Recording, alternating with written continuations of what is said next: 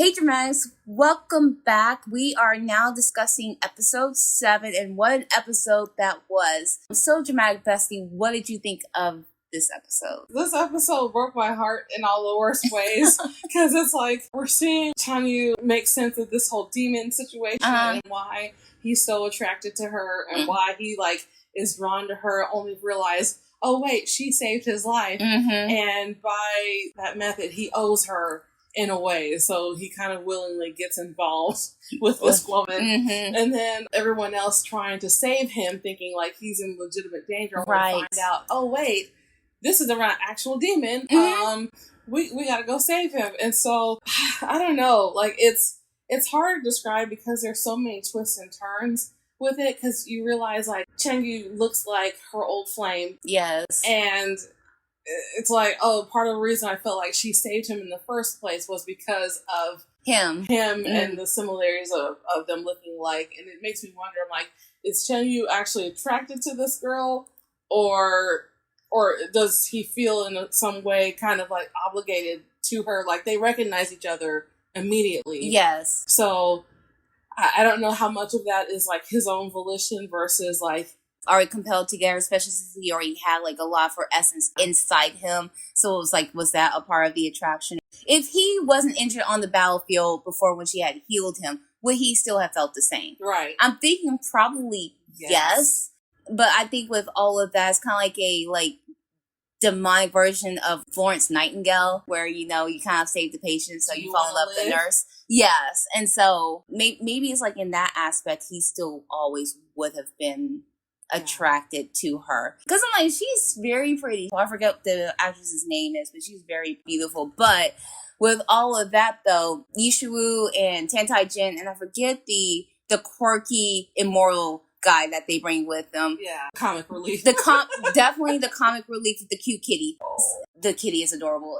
Yishu was up there really feeling herself for a minute. She's just oh, so Tantai Jin wants to do good for others. Man, I did a great job with him. No, sis. You don't even know. Because Tantai Jin, of course, is oh, so that's where the demon fox is. I need to get that power before I get out of town. Exactly. And so, she didn't see any of that. I'm just that's what you get for gassing your head up, girl. You don't know him completely yet. Not all is as it seems. Exactly. It's kind of interesting seeing their dynamic, because at first, she could not give herself to actually trust him. And then once they sort of established a little bit of a bond, I think she started underestimating him again. And his actions during this episode, because he almost got the fox's soul. He almost... soul devoured her. Yeah, and she was spare me, please. And Shiwu coming in and defending the fox demon over her own husband. And he's how dare you do this to me? Right. The weird double crosses happened, and I think part of it was just the way that she stumbled upon it, because she's seeing him utilize his powers in full force. And they're reminding her of the devil god that slaughtered her entire set. Yeah, so. What doesn't help either is that the way that he went about it was sneaky on top of it, and he shows not really much remorse for what he's doing, even though you kind of understand, it's part of this greater goal of just trying to escape and leave, but it makes him look villainish, because it's okay, the fox demon wasn't doing anything to you. It's one thing if she had actually attacked him, had a hit out on him, or at least that Yishu could see. Exactly. She didn't see the attack on that. She just saw him preying on her. Yeah, basically. Every single effort that she had made up until that point was you were every bit that demon. You have not changed. I was trying to be nice to you, and you still spat in my face. It's giving kind of this energy of two a married couple who don't tell each other all their the secrets. Yeah, it's oh, it's a lie out of omission. It's not an outright lie, right? But it's oh, I just forgot this one very crucial piece of information that changed things, right? Changed the dynamics a little bit, and seeing the look on her face, the betrayal, you could tell she was kind of all that effort that I put in, and you are still on some bullshit. Right. What's lovely about this entire drama is that you see both sides of any kind of situation. Except for Yishu, evil Yishu, you never saw the side of her, whatever. But we know why Tantai Jin is trying to get this power, because, he's so tired of being the weakling, and he's ready to pretty much like go to his next stage in life, getting out of the Shane Kingdom, and also what he is, I guess, like prone or destined to be. On the other hand of Yishu, of course, we already know from Lee Su's standpoint, just like this devil god has got to go by some form or means. Her seeing him act just like the devil god that she had seen, before she traveled back 500 years, you can tell how much that bothered her. And I know she was also hurt because she's like, I thought we was starting to get some kind of rapport together. Right. I thought we came to some sort of, not friendship per se, but a certain amount of respect for each other. And understanding. And again, a reminder that just because that might be his destiny 500 years from now, things can change. Mm-hmm. But also I think it just reinforced, her initial goal. Her goal is to kill him. Right. She has to kill him. And from here on out, she needs to kind of keep her distance. She has to do what she needs to do to prevent the future happening. Mm-hmm. And so just a reminder, like, she can't get too attached to him or emotionally close to him. She has to kind of keep him on a short leash, and vice versa. Which I think is going to be a hard thing now that he's kidnapped her. Yeah. So about that, his whole turn during that arc, and he's like, all right, well, she's coming with me, and seeing them on the boat, and he's going to visit her while she's in her cell, and he's like, oh girl, you are so stupid, like you didn't realize the reason why I married you. Yes. Only to reveal like everything was orchestrated on him so he can get out of the Shane Kingdom. So playing the long game all along. I'm like, and it's just like, that is on the other top, I'm like, I get it. I understand it.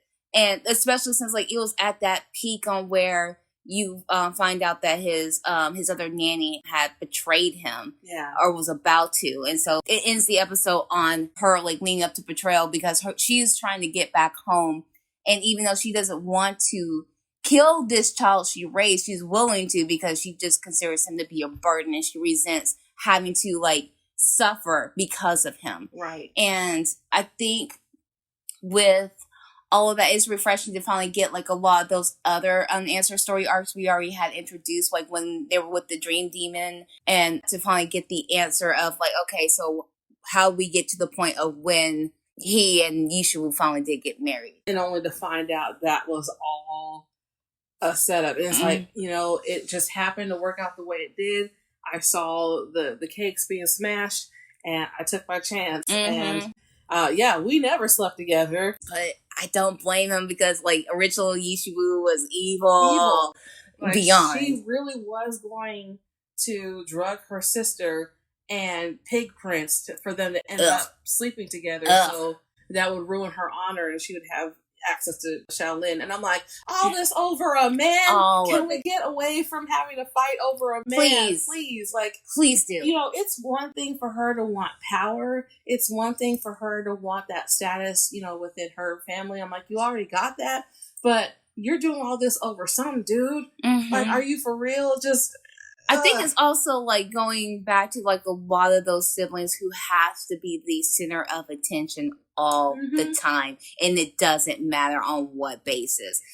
But I'm just like, girl, you are up there trying to like get the entire world. And like, once you're tired of him, then what are you gonna do? Right. He's just another possession that she can take over and steal from her sister. Right. And it's like, I don't even think her feelings for him are genuine because he is such a good, nice person. He would never be attracted to you anyway. Right. No matter how pretty you were. So I guess with all of that being said, we were really anxious to get into, I guess, episode 8 because it left on that cliffhanger about, okay, so how did he drive his nanny crazy? We're really going to have to answer that. But I guess, like, is there any speculations you have about episode 8?